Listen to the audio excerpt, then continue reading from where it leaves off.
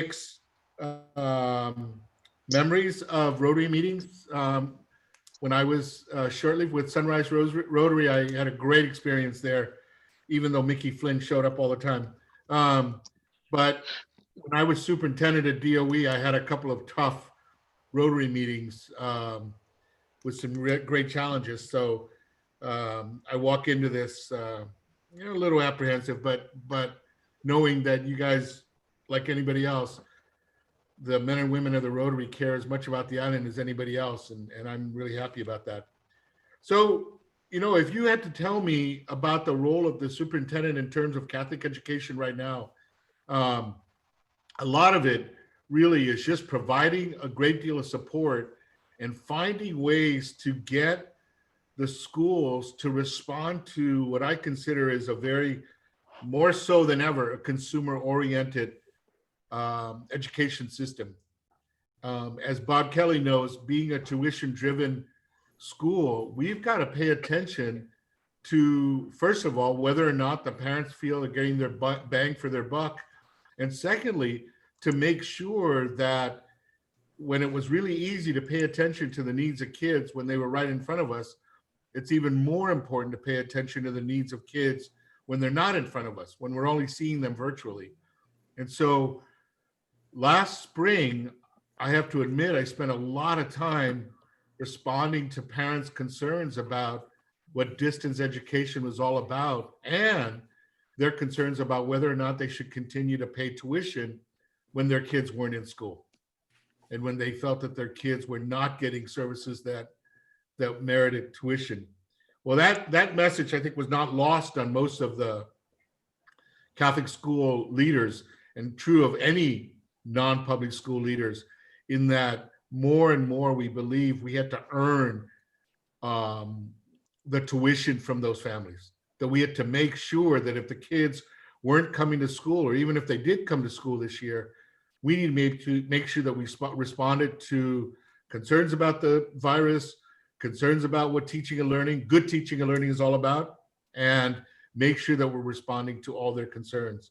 And so I want to tell you that for the Catholic schools, maybe even before school ended, parents and teachers and administrators put their heads together to try to figure out how they were going to provide a good education. Now, we got a little complacent over the summer and thought, you know what, we're going to get to come back face to face. We felt really good, and we opened school. For most schools, it was a week or 2 weeks. The first school that opened, by the middle of the week, they were shut down because of a positive case at that campus. For the other schools, the biggest challenge was balancing face-to-face education with parents' concerns about sending their kids to school. So some schools had to run dual systems in their schools. They had to have face-to-face education, but they also had to find a way to provide a distance learning education for the kids. And that, I got to tell you, there are some teachers who are ready to hang it up. There are some teachers who are ready to walk away saying they could not do it. And frankly, I think that they found the governor's isolation order a blessing, because it meant that they only had to concentrate on one way of teaching. We are now faced with the concerns on the part of many people in our community that we reopen schools. And in the meetings I've had with principals and the meetings I've had with the members of the governor's physicians advisory advisory council, there's still a lot of concerns. I would say that from almost every school, most of the parents don't want school to reopen. Not because they don't want their kids out of the house. They're dying to get their kids out of the house, many of them. But when they see the number of positive cases during the day, each day, and they see the number of people, or they see the names of people who've died, many of them make emotional connections between that and what goes on. And while I am trying to get the schools now to shift to, so if we were going to open, what do we need to do to ensure that our kids will be safe? And there are a couple of issues. One of them I've mentioned already is the idea that if we came back with face-to-face education, schools are going to have to find a way to serve those families that don't want their kids to come to school. And most of the schools, because of the reduced tuitions, reduced enrollments this year, can't afford to hire more staff to run that separate system. That's a reality for most of the schools.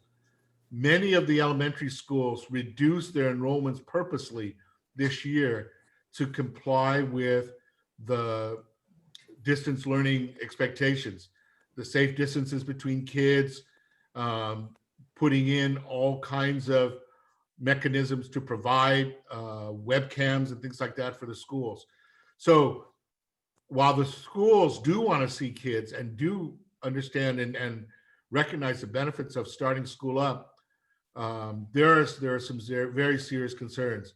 So one of the conversations we've had is, even if we could have cohort education in the classes, in the schools, and the doctors are telling us that's one way of trying to reduce the chance of infections. If that happens in school, and some of you may know that I play a dual role right now. I'm the superintendent of the Catholic schools, but because of a resignation this summer, I'm also overseeing one of the elementary schools. And we could keep the kids in cohorts, and we can make sure that that even little kindergarten kids are not touching each other, not playing with each other. We could do all that stuff. But what do we do to make sure that when kids leave school, that their families are going to limit their interactions with others outside of the community? And so when I go to the supermarket and I see kids, or I go to any other places, any other commercial places, and see a lot of kids, I wonder to what extent families are going to continue doing that, and does that increase the chances that they could get infected and then bring those infections to school? And the people who are most worried about that in the schools are elderly teachers, who are afraid of the infection. I want to tell you that the schools invested a lot of time and a lot of money for distance education and for preparing the schools for face-to-face learning. So schools spent money on putting in new hand washing stations, building isolation rooms when they didn't have one before. They made sure that they bought disinfecting mechanisms. Some of them spent a couple $100 on each. Some of them spent thousands of dollars on a system to make sure that on a regular basis, the schools would be disinfected. But they've also spent a lot of money on webcams. They've spent a lot of money on enhancing internet connections in the school, to make sure that even if the teachers were going to be running distance learning from schools, they're going to have the mechanism to do so. And so I have a conversation with the federal programs folks at DOE tomorrow, and we're going to have a conversation about reprogramming some of the money that was allotted to us from the CARES Act, from maybe some professional development activities, to paying for equipment and services that are going to get us to be ready if we did come back to school. Because most of those expenses are above and beyond the budgets of the Catholic schools. But again, I think the health and safety of the students is clearly number one, but meeting the needs of the kids in terms of not just their academic programs, but their social and emotional well-being, that's very high in the concerns of the people in the schools. And I'm not saying we never paid attention to that, but back in the days when you'd see a kid just sitting on a bench all by himself or all by herself crying, you could address that. But if you see a kid who's non-responsive in a Zoom meeting or a Google Meet session, it's not clear why the student is that way. And there are a myriad of issues that I think teachers have been addressing, teachers have been taking on. And some of it, at San Vicente School, I'm working with that school, the kindergarten and first grade teachers, they're two really sweet elderly women. And they thought that it was beyond them to ever learn Google Meet or Zoom. So they have sessions with every single child every single day. And they do that all day when it's convenient for the parents, so that they can talk to them about what they should be learning. But most of the teachers can't do that, especially those teachers who teach extra sessions. But those teachers are committed to doing that. That's probably at the high end of the level of commitment to serving kids' needs. I'm not sure I want to tell you about the low end of commitment because we're trying to get rid of that in our schools. But, most of you are in the business community. And I've got to tell you that even though I'm in the field of education, most of what I've read all my career, and especially now, is stuff that comes out of businesses, because businesses know how to earn their business. They know how to earn their consumers. They know how to earn the profits that they're going to make. And I know that people in education don't like to think about it, but that's the bottom line. Students and parents have to be served well. And if we don't respond to that, they're going to walk. And in the non-public schools, that's our reality. They will not pay tuition if they feel they haven't been served well. And earning that tuition right now in a virtual environment is probably 10 times harder than it is when we have face-to-face education. So that's the state of where we are. I'm happy to answer questions or even to talk about other aspects if you'd like me to, but I thought I would just start with that.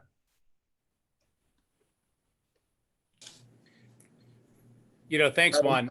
I'll echo your concerns with the teachers who have some students online and some students face-to-face.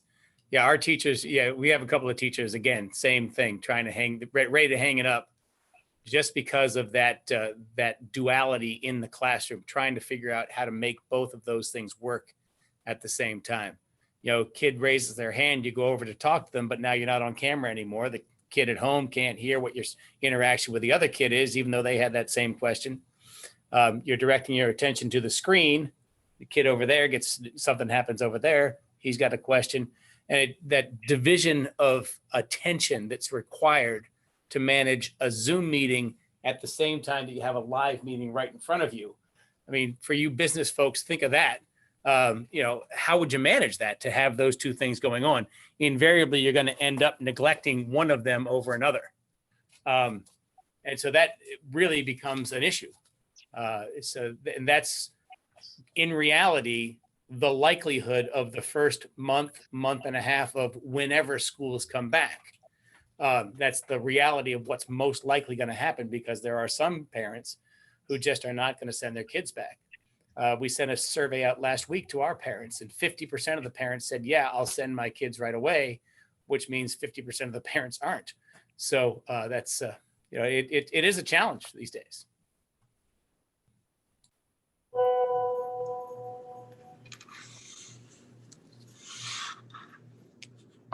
Yeah, I can speak from my experience. I have two kids that going to St. Anthony's School right now. One's in 1st grade and one is in 6th grade.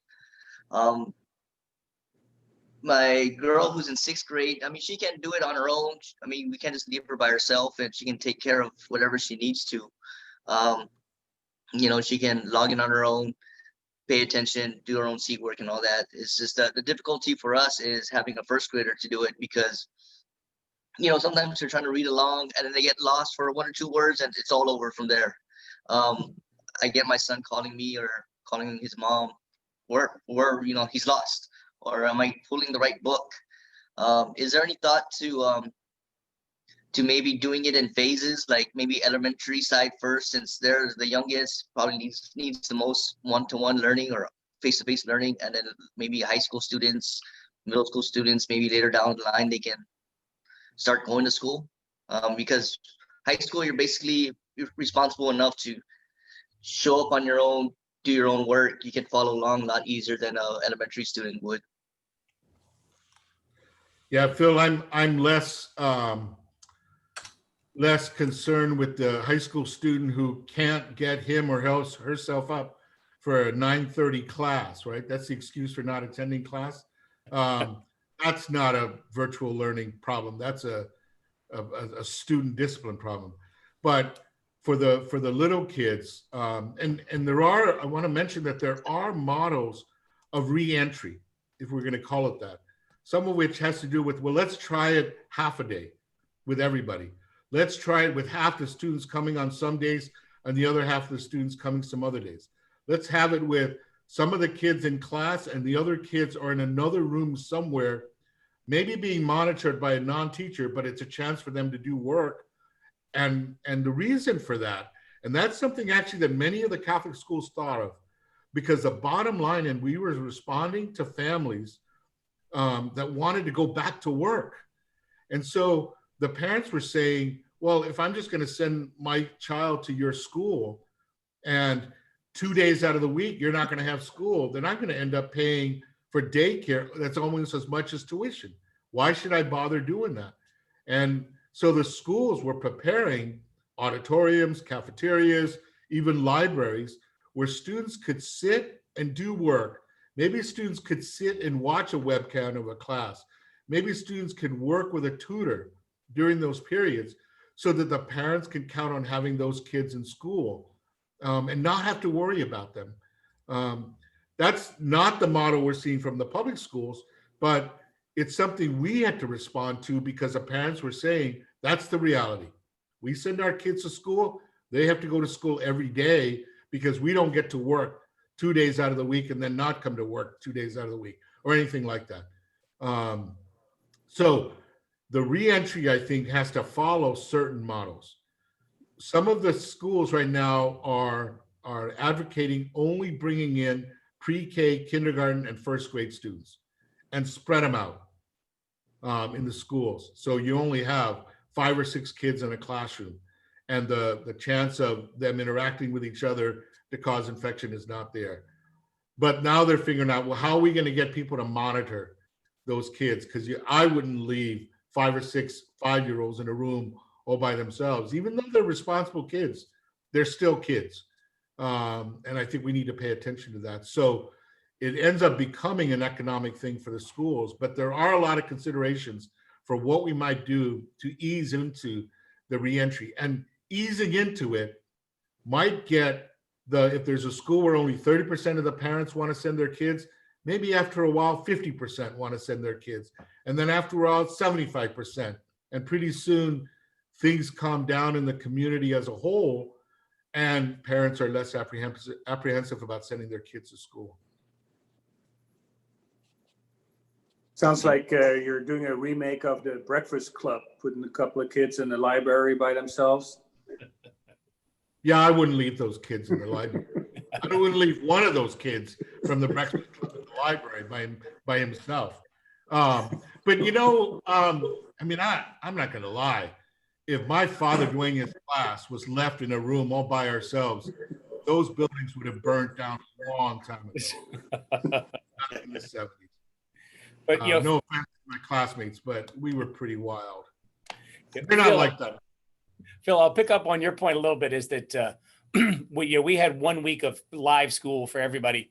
We had 20% of the kids who were online and 80% of the kids who were here. And we found that actually the lower school kids, the younger kids, were easier to police because they still want to please their teachers. And it was the 11th and 12th graders who were violating the protocols left and right because, you know, they thought they didn't have to worry about it. So one of the things that we're thinking about is perhaps bringing the elementary kids back. Juan, do you have any pre-K all the way through schools? Not every school, but the only schools right now that are authorized to have pre-K students are the daycare centers, the schools that go from infant to kindergarten. And so they're allowed to bring in their kids at certain levels.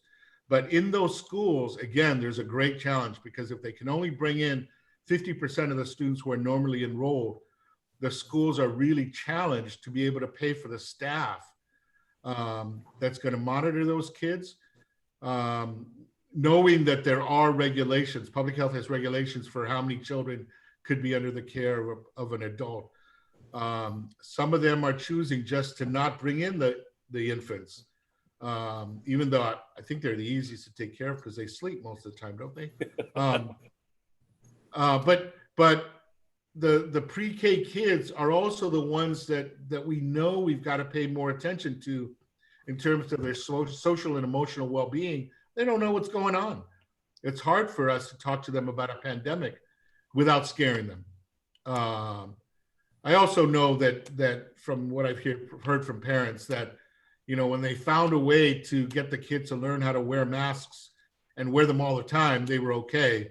But initially, that was one of the biggest challenges of coming back to school, knowing that the kids had to wear masks or shields. So Juan, thank you for coming and speaking to our club. I just have a quick question. Kids need counselors, right? So counselors are the ones that talk to the kids and explain these things to them. And right now, do they have available access to counselors that can talk to them? Because I tell you what, there's a lot of issues that happen with, elementary, middle, high school students, and especially, in the middle school stages, even elementary. But I mean, my question is that, how do we combat that? I mean, because this is not only happening with you, but it's happening with the entire educational system. Yeah. I wish that all of our teachers could have some of the same training I had when I used to teach at boarding schools. And that was that every teacher is a counselor. Every teacher who sees kids on a daily basis should be aware of the social and emotional well-being of kids. And we're trying to get a contract to bring some of that training to our teachers. But I'll give you some examples. A teacher at Notre Dame turned on Google Meet one day and saw these blank stares in the students. And she didn't teach the lesson that day. She had conversations with the kids about their anxieties. She had conversations, and kids opened up about the parent, what her parents are going through because of finances. And some of you might know about how I'm sort of stickler for academics. I've said to teachers and to principals that when it comes to paying attention to the well-being of the kids, that's more important than whether or not you're teaching an academic lesson that day. And I know we might pay a price for that, but we know that the rate of attempts of suicide is going up. For me to hear that a 14-year-old committed suicide breaks my heart. And I know we've got to pay attention to that. But I don't know how we have to say, one of the doctors said the other day that one of the worst effects of what we're going through right now is the increase in obesity. And, our BMI levels on Guam for our students are really high. Now, I used to tell the public health, the U.S. Department of Public Health or U.S. Department of Agriculture people that the reason our BMI is so high on Guam is not because of our kids' weights. It's because of our height. If we were only taller, we could get lower BMIs. But all kidding aside, this is maybe one time when parents themselves have to say, you know what? My child hasn't gotten off that chair in 5 days. What am I going to do about it? So when I see families walking with their kids, or I think about what parents are trying to do to get their kids some exercise, they have to assume some of that responsibility. But I tell the teachers, don't miss any opportunities to make sure that you're paying attention to kids. And there's one child at school where I'm at right now. We backed off as far as assignments at the beginning of the first quarter because she was really anxious. She is now back to who she was last year in terms of academics because we gave her a chance to catch up. But that's not without teachers calling the parents every single day. So Juan, just a quick question. Can you just please tell me, I mean, what do you have in place for kids to get hold of counselors if they need to engage them and just release or talk about something or say, man, this is tough? I mean, what mechanisms do you have in place? In every school, there are counselors or those who are designated as counselors, like a dean of students or something like that. But there are also individual teachers to whom we know students relate to very well. And when the teachers identify the kids and the teachers, I sat through a meeting on Monday of all the middle school teachers. They went through the list of every single child and they made a list of which kid needs some. I was called once to make a phone call to a 7th grader, and his mother said, Mr. Flores, the problem is he's surrounded by women and doesn't want to listen to women anymore. I'm not saying that's right, but that's the situation the kid's in. So I called him up and I said, hey, buddy, you have an exam, you missed the exam, the teacher's giving you a chance. What do you want me to do to help you get that done? And he said, okay, I'm going to do it tomorrow. Now, I can't call him every day to do that, but we need to find those people. And they don't have to be licensed counselors if it's really serious. And I've talked to Marie Holleran about this. If we find kids who, and we've all been trained, look at the signs for suicide attempts. If we find those kids, then we need to address those right away. Those don't necessarily come from just the counselors in the school, but they have to come from professionals throughout the island. And you probably know that mental health help on Guam is limited. It's hard enough to get help for adults, much less for kids. But if we don't recognize that it's an issue, then we're in trouble. I have a question, Juan, Fred Black here. I'm just wondering how everybody's going to evaluate the progress at the end of every year. I guess that's a big question for you as well. I mean, do all the classes move forward automatically? It guaranteed with all the complications you've explained, which to me are very interesting, the conflict between in-house plus over the wire. How do we evaluate how much they've progressed every year? Are we just going to graduate everybody automatically knowing that we only covered about 50% of the subject matter? Or I'm just wondering if people have spent a lot of time thinking of that issue. That's a great question. And I think the bottom line is that we still need to pay attention to what we do in school, right? That we find out what are we supposed to teach? How are we going to teach it? And then how do we know that the students have learned? And we do that in different ways. So I've asked the teachers to not worry about whether or not the kids finish the book, but a second grade teacher needs to talk to a third grade teacher to say, what's the bottom line? What do they need for next year for us to justify that those kids can go to the third grade? At the high school level, the courses are compartmentalized enough that they just have to make sure they learn what's being taught in those courses. Now, it may be, though, at the high school levels that we have to think about how do we supplement what they're not getting right now. I mean, one of the biggest areas is labs. How do you help kids develop lab skills? But I got to tell you, Fred, that as much as we're thinking about it, I just got an email from my college admissions office today. They're thinking about it. Right? They've suspended the SAT scores or the standardized test scores for the next 3 years. But what they're doing is putting more emphasis on what are the schools actually saying about the students? How are they justifying that those kids are ready for a rigorous program in college? And so if they can't write, they shouldn't pass for the year at whatever level they're at. If they can't read critically at whatever level they're at, then we shouldn't pass them. But we've got to focus on what is it going to take to get them there. And so, I use the Chamorro teacher at our school as an example, because I say to her, if you teach for 9 months and those kids can't carry on even a basic conversation after 9 months, you haven't earned your pay. So what is it going to take to get the kids to meet the expectations of their courses and target those things? There's no doubt that in most of our schools, next fall, maybe the first quarter and the first half is going to be a lot of catch up.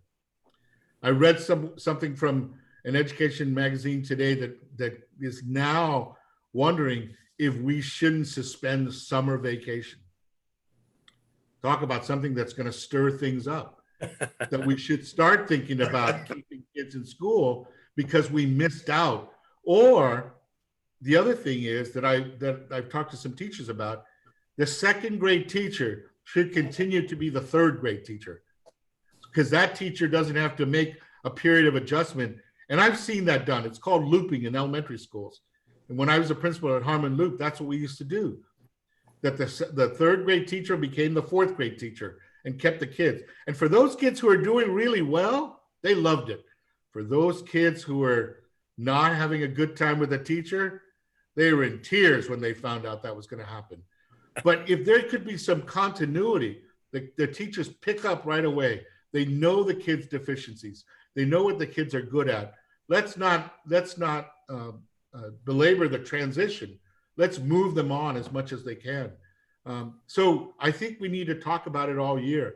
And I got to tell you that when I used to have meetings with the principals, you know, we'd have one topic and it'll take 20 minutes and the rest of the time we're socializing. Now, like, we can't even get through one topic. And a lot of it is really challenging. A lot of it, though, is forcing us to read a lot, to find out what's going on elsewhere, to listen to people. I take phone calls from parents every single day. They're not just parents of the kids that I'm working with, but they're parents of the kids from different Catholic schools. Only one parent in the last couple of weeks has beaten me up about reopening schools. The rest of them are warning me to be careful, but they'd love to see their kids in school, back in school. And I understand that.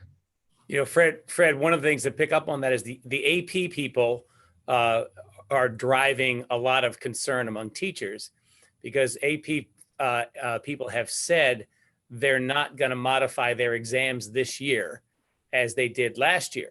So last year, you know, basically things shut down mid-March and they modified their exams. Now things are still all tied up even through the first and midway through the second quarter. And they're already saying that they're not going to modify their exams this year, which means a teacher now is going to try to figure out how to cover the entire course that they used to cover in person online in a different environment. And as Juan has told his teachers, I'm telling my teachers, look, we want to keep our kids, you know, healthy and alive. Let's not be so concerned about getting to the Section 5 in the book. But I suspect that AP folks may back off and change that policy should most of the schools stay out much longer. But it's a great question, though. I mean, they're not getting the same thing that the kids got in 11th grade 2 years ago. So how do we evaluate that? I will say that the one thing that comes up in all conversations in all schools is the attention to the quality of the education. And I'm not saying it didn't happen before, but it's more pronounced now because the teaching and learning is taking place in a different way.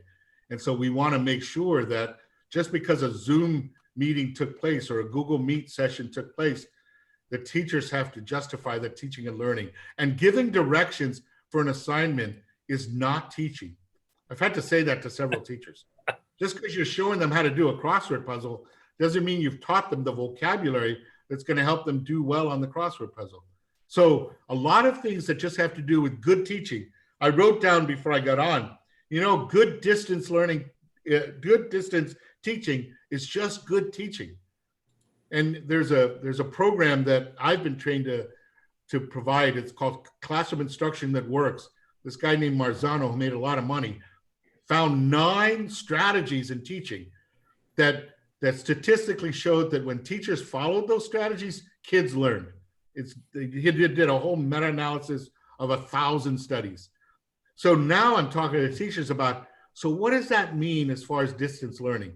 If giving effective feedback, right? Something more than just saying, hey, good job, but saying, you know what? The fact that you paid attention to the addition and subtraction in that problem, that's what got you to be successful. How do we now bring that into distance learning? How do we make sure kids know exactly what they should be learning, that the objectives are clear? How do we make sure that if we're teaching similarities and differences, that we can do that online? Those are some of the strategies that Marzano says are effective in getting kids to learn new concepts. And then we got to figure out how do we get kids to show that they've learned something? So one of the things I shared with a first grade teacher was, you can teach taxonomy to first graders. And she said, no way, that's a tough topic. I learned that in college. And I said, you tell the kid to take a camera, go outside, take pictures of 50 different leaves, and then organize those leaves according to their shapes, according to their sizes, according to the colors, whatever. That's teaching taxonomy. Now, it's also something that could be fun if the parents will let them use their cameras, their phones. But we've got to find ways to engage the kids in learning that's meaningful and learning that's really going to attend to what their needs are right now. And I'm not going to lie, it's hard. I have a meeting at 1:30 today with a group of teachers, and I'm laying out some concerns that I had that we've been talking about all quarter. We have to talk about it again. I'm wondering if there could be some benefit of this long distance learning, in that, just like listening to you, I'm hearing every word you say as Bill Hagan works his telephone. But if Bill Hagan was sitting right next to me, I may not be paying attention as much, like in a normal classroom. So I'm wondering, are there some trade-offs? Yeah, there are.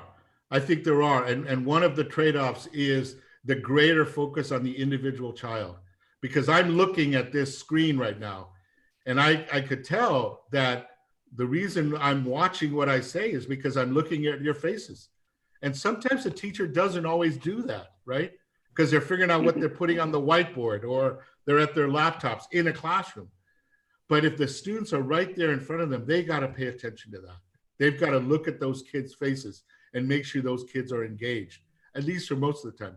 I will say that one of the things, I got a phone call from a St. John's parent. I'll tell you about her later, Bob, but she was concerned that in one of the Catholic schools, the kids were on the computer too long, and at St. John's, they were on the computer the right amount of time. And then the next day, I got a call from a parent who said, "Hey, at St. John's, they don't have their kids on enough time on the computers. We want our kids on more time on the computers." So one of our challenges is getting everybody to agree on what's good and what's not good as far as distance learning. I think we should talk about and think about technology fatigue. I get tired of it. I was on a webinar yesterday. Don't tell the people who organized the webinar. Man, after 4 hours, I kept the sound on and then went and did something else because I was going bonkers. I couldn't keep up with it. And that's what we've got to pay attention to the kids. 20 minutes, half an hour, have discussions, give them assignments. Maybe that's what we need to think about. What's the ideal? So Fred, the other, I think, benefit to what we're doing now, because we can't use the line, "Oh, that's the way we've done it all the time." We get to improve on what we're doing every single day. There's no such thing as that's the way we've done it for 20 years. And I heard that a lot from the Catholic schools when I first came on board. "Hey, we've always done it that way. It's worked that way. Don't ask us to change it." What do you do about mechanical breakdowns? Like a lot of times I live in Pneumatic, we lose our internet. Are these things recorded so that if the kid missed it through no fault of his own, he would have a chance to replay it? In most cases, they are. They're webcams and they're recorded. And actually, that becomes a problem for me because the teachers will say, "Well, the student didn't come to class, but that's okay. He can just see the recording." And I'll say, "You know what? You're too nice to that kid," because they need to learn the discipline, especially if they choose not to. But you're right. Even in Hagåtña, even in Barrigada, internet goes down. I don't know if there are any internet providers here, but it goes down because of rain. It goes down because a truck went over I don't know why, but it does. So we need to be aware of that. And the teachers need to find ways to make that up for the students, either by giving them a recording or just calling them up and say, "Hey, you missed a really important lesson today. Can we just go over it so you're not going to miss out on it?" So Juan, I just have one final comment. Socializing is extremely important within the school system so the kids can actually, understand how to progress socially. And right now, they're always on their phones. They're at the dinner table. They're texting people. And right now, just like what we're doing is we're all sitting here on a Zoom meeting, just like what the kids are doing. And is it a concern that we're actually teaching our kids that this is how you're going to socialize going forward? Because for Rotary, we would always get together and have fellowship. And that's what we're all about. And so right now, my concern is about, like my daughter's 13 years old. And gosh, she hasn't left the house since March. Granted, we get her out every now and then. But do you understand what I'm saying? Socialization with kids is extremely important. And I'm worried that we're going to lose that. And no fault to you guys. You guys have the toughest job ever right now to figure all this out. But how does that play into everything? I got to tell you though, that we were already going down that path before COVID. You know, the number of times that I've gone to a restaurant and I look at a family and everybody's on a phone, right? And even with a couple of my friends, it didn't work very well where I'd say, hey, first person to pick up the phone picks up the check. And then they don't care. But even for me, I can't wait until the next time I can get my friends over to my house for a barbecue. Some of them even FD grads. I might even invite them, but not the guy who's in this room right now. But I'm dying for that. I'm not going to lie. The other thing is, even with events that we have, right? We're not even near each other anymore. One of the toughest things for me personally was in the last month having to bury my mother without my friends and relatives being around me. I mean, it probably increased the sorrow tenfold. So for a kid who has a 16th birthday, or a kid who's 8 years old who hasn't seen a buddy in months, physically seen a buddy in months, we know that that's tough. And I'm not sure if we could find a virtual way for them to do it. You know, this morning I participated in a prayer service for Notre Dame that was really kind of cool. And for everybody who joined it, you know, one of the things that we like are having common experiences, right?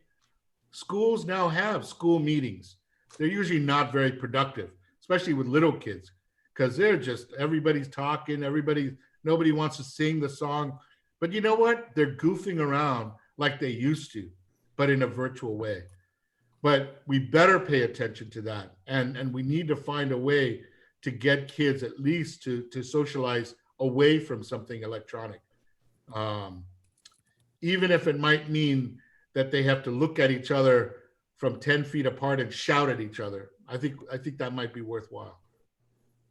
So I have a question. Since it's obvious a lot of the lockdowns is driven by fear. Bob, you mentioned the survey, 50% say send my kids to school. The other 50 say no, under no circumstance.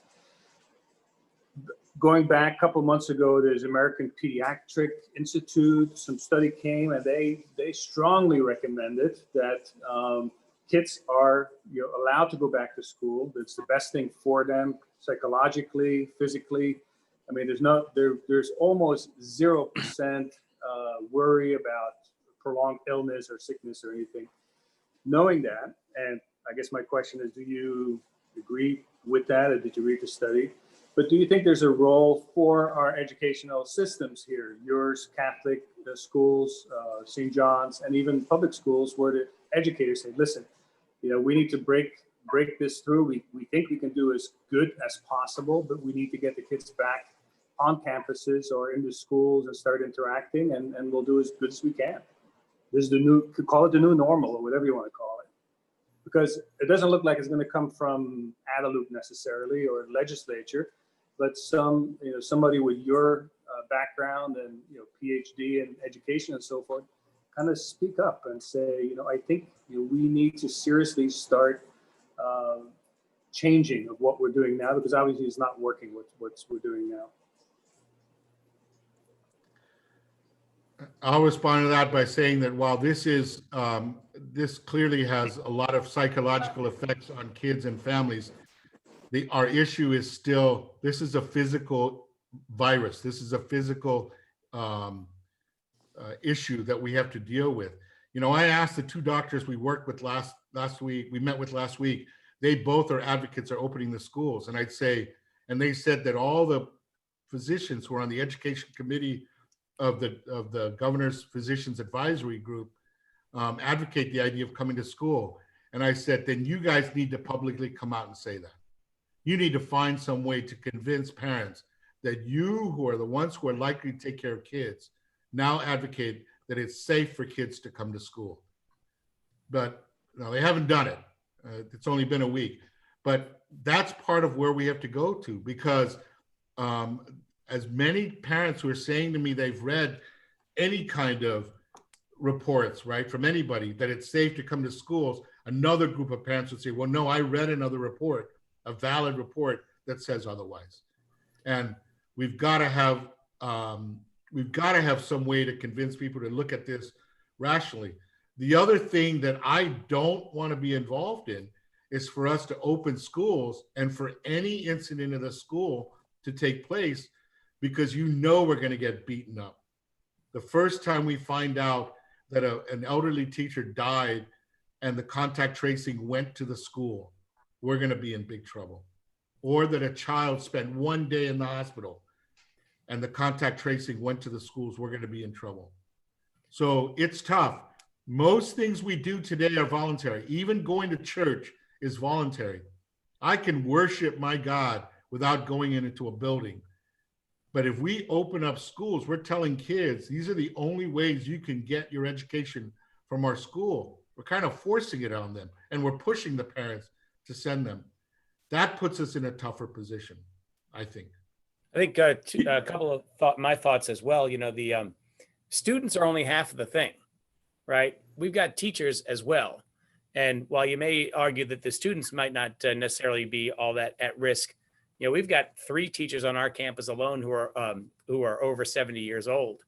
And what do you do if the teacher or who's a caregiver, we have a number who are caregivers at home. You know, what do you do when a teacher says, no, I can't come in? You know, and then, so that creates a problem and a stress on the school community as well. The teacher just flat out says, I can't do that. So the teacher then stays on the computer. But again, as Juan mentioned earlier, okay, now I've got a bunch of kids in a classroom with no teacher, or I have to find a substitute to go in there or something. And then the last thing that he was hitting on, which is liability, you know, and even if we can bust out all the science and win the court case in the liability issue, even if we do that, we have to pay guys like Fred Black $500 an hour to protect us. And then that's gonna, you know, wipe out, and then the insurance rates are gonna go up.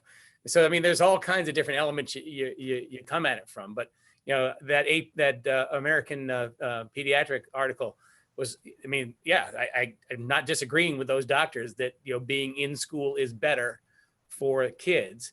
But the question is, Bob, if I could interrupt, I mean, we've got 40 or 50,000 people that die of influenza every year. And so next year, the teacher says, no, I'm not coming to school for the next 3 months. I'm worried about influenza. It could be anything. I mean, I just don't know that if we take that approach, that there's ever going to be an end to it. There's just risks, you know, associated with living. And so, I mean, I don't, again, good point. I understand that point. You go back to one of the things that Juan started with today was the concept of a lot of what we do are customer service. So we have to also pay attention to what people want. And so trying to convince everybody of what you're saying, and people are now more scared about the virus, and whether or not that's rational. They're scared of the virus, and so they are more scared of this than influenza. Whether or not that's rational, I don't know. But I'm dealing with trying to figure out how to make that work as a school. One of the initial points you guys made, or that one made, was that the additional expense and complications of doing both. I know that originally we were thinking of leaving it up to the parents. And then so 2/3 of the people didn't want to go to school. They wanted to do it by Zoom. So if we're going to do a blend of the two, schools need additional resources. Yeah, I got a little information from Jackie from I OKUOG. have a question. But if we could kind of, you know, Fred, can I respond to get that? a little bit of a bio from you. She Somebody's said had a that- video. Yeah, I mean, if you could just tell us about, I understand you went to UOG. So, you know, Fred, I want to mention this 2 things really quickly. In one of the proposals that came from, I don't know if it's from the White House or from the House, there was some concern about supporting families who are paying for tuition, right, in private schools. That was one of the proposals. The only reason why I would support that is maybe we could take some of those funds, keep those kids in school so we can find ways to pay for additional support. Because if we say to the 1/3 of the parents, if you don't like what we're giving you, then you've got to just live with it. because they'll walk. The parents who don't want their kids in school will leave. And being tuition-driven schools, we have to worry about that. The other issue I have is a great deal from my conversation with the parents, a great deal of the anxiety about kids not being in school is economic.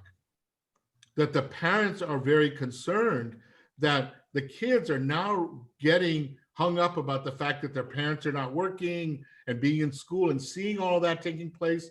And I don't know what the discussions are like at Adelaide. When I drive around, if I drove from my house in Agenia Heights to the San Vicente campus in Wow, Barragata, so I'll why come did up you with decide 10 to suggestions. kind of pivot there and go to medical school?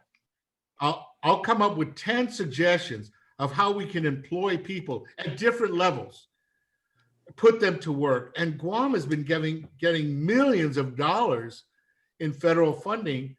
You know, how do we use some of that funding to put people to work? When we got $266,000 worth of instructional supplies, the one effect of that was the guys working for those companies that delivered those materials had something to do. And that came directly from federal money. What's our government going to do to find ways to hire people? Not just the people in the hospital, not just the people in the hotels, but find other ways. If we're supposed to feed people, if we're going to clean up the island, if we're going to find ways to support schools, how about if we provide daycare for kids at schools that have empty classrooms? How about if we find a way to support parents who want their kids at home because they're afraid of the virus? I'm not an economist, but I think that finding ways to employ people is going to reduce some of their anxiety. And I'm not saying it's just a handout. I don't like the idea. I'm going to be frank with you guys. I don't like the idea that I go to work every day or I turn on my computer for 8 hours every day, and there are people on this island who sleep until noon and they're getting the same amount of money, if not more, than I'm making. Juan, I just want to say I agree with you. It's a trickle-down effect, because what happens in the family with the parents goes to the kids, affects them going to school, affects them as children. And as adolescents, we're all parents, we're all daddies, we're all mommies. It's tough. It's not easy. So I just wanted to let you know, I agree. Hey, Juan, I have a question for you. This is Steve Kasperbauer. Hi, Steve. How you doing? Hey, you know, when I was a senior in high school, Guam had the teacher strike. And we went into double, triple session, something like that. And I realized that I barely needed 2 classes, and they weren't even difficult classes to graduate. And we were on like a 20-minute class schedule. So we'd get to school at 7:30 in the morning and be done by 8:10. So I basically worked a deal with the teachers that came in, those who were strike breakers. And they were kind of in a situation that was stressful too, because they had the double session and they didn't have enough time to teach. And I just told them, I said, I'll just come take tests whenever I can, because I'm going to get a job and I'm going to apply to UOG. And they were like, sure, whatever. So here's what I'm driving at is there are a lot of folks in our schools that can continue to move forward if they're seniors after this semester. They should be able to apply for UOG and take those first 6 credits for free. They'll have college credits. Then so that's what I did. After the strike in 1980 and early 81, I worked full-time in construction. I ended up having like 18 credits and college credits by the time I graduated from high school by going to UOG and GCC. So, I know that they both have online programs, but what can we do to help minimize the stress on the public school teachers in the high schools and give opportunity for those that can qualify to start going to college? And then those classes become 5-credit classes. Yeah, I'm not sure if you were done, Steve, but I think whoever did that gets a credit. There are a lot of discussions about whether or not high school even should last as long as it does. But I think that one of the benefits of of what we're going through now is our discussion about what does it really mean to get a school education? What does it really mean to earn a diploma in high school? And should it just be marked by time? Because in many situations, it's no longer marked by time. The encouraging thing about the colleges making testing optional is that it forces both the schools and the colleges to pay attention to what the students can actually do, what they know and what they're able to do. So if a student cannot in a genuine way write a paper showing cohesive thinking and a good writing skill, a set of skills, then that student should be in a particular position, maybe to go to one school, but maybe not to another. So we might get away from, and we know that the standardized tests have certain biases in whatever way you want to think about it. But what if we actually looked at more authentic ways of describing what kids can do when they leave school? We were in a position at a school where we had a 4th and 5th grade class, not enough kids for both classes. So we put them together. When we gave the students, especially the 4th graders, an assessment that was supposed to be a 5th grade assessment, half of them did well enough to be put together. Half of the 4th graders did well enough to be put into the 5th grade class. Why should those kids be held back if they're ready to move on? And I wonder if we need to start thinking about this. You know, that one of the things I learned from this guy, Henry Fallon, who's the governor of Yap now, that in Yap, they had these men's houses. And you had to stay with a mentor in the men's house to either learn how to fix the nets or learn how to weave or learn how to navigate. You stuck with them until you were proficient. And I wonder why we don't spend more time doing that. Instead of just saying, you got to be in school for 9 months in kindergarten, 8 years for kindergarten to 8th grade, whatever. And I've advocated that, but I have not come up with a system to do it. But Well, maybe there is something to be said to go to school with kids of your age, your social group. Absolutely. My wife and I have had many discussions. She skipped 2 grades, I think, went to college when she was 16, and it wasn't necessarily a pleasant experience. But Bob, one thing, to go back to what you said about liability to the school and older teachers, and that's basically what every business on island and in the world deals with also. You know, when, yes, I'm not a Lutz, Krauts or whatever, you know, I don't open my business when the governor says you cannot, but what I meant is, as educators, to kind of start communicating with Adelup more forcefully and say, listen, we need to come from the top down, that, you know, there are limited risks to classrooms opening, schools, kids coming back to school. Liability is, you know, bottom line is we all have adults working for us, right? So you're teachers, and they have to make their own decisions how to protect themselves. If they feel like they're at too high of a risk, then they should be allowed to stay home, and you deal with it as an administrator somehow. But we should not hold the entire school system hostage to maybe 10% of elderly teachers. Well, one thing I would ask you is, do you have 500 people at your workplace? Doesn't matter. One good lawsuit and Mickey Flynn can, you know, make me go out of business tomorrow. So that's not the point. We all have to make you know, decisions, and you have to rely on your people also being able to know what are the risks, how do we protect ourselves, you know, with what we know today, and let's try to make this work. Take the bubble wrap off. Hey, Juan, sorry, my phone died. I apologize. That's right. But I'm sorry you if didn't hear what I mentioned, but Yeah, so maybe I can just finish my line of thought. Sorry about that, everybody else. But bottom line is there may be high school seniors right now who can take the benefit by Christmas of already enrolling for the Christmas session, get 6 credits, get maybe 12 more credits by the end of their senior year. Maybe not take every class they need to in the high school, but have it count for the high school and allow those who are moving forward and moving fast to not interrupt all the momentum that they have built up over all these years, you know, and not get left behind, so to speak, where, you know, these are maybe the super achievers that Guam needs to continue to grow and fertilize during this time. It was really great because back then all the classes were free if you're in high school, and night classes were great because you could work all day and then you could go take your night classes if that's all you need. And if you want, you could just use your college transcripts rather than your SAT scores to apply for colleges. And that worked too for me.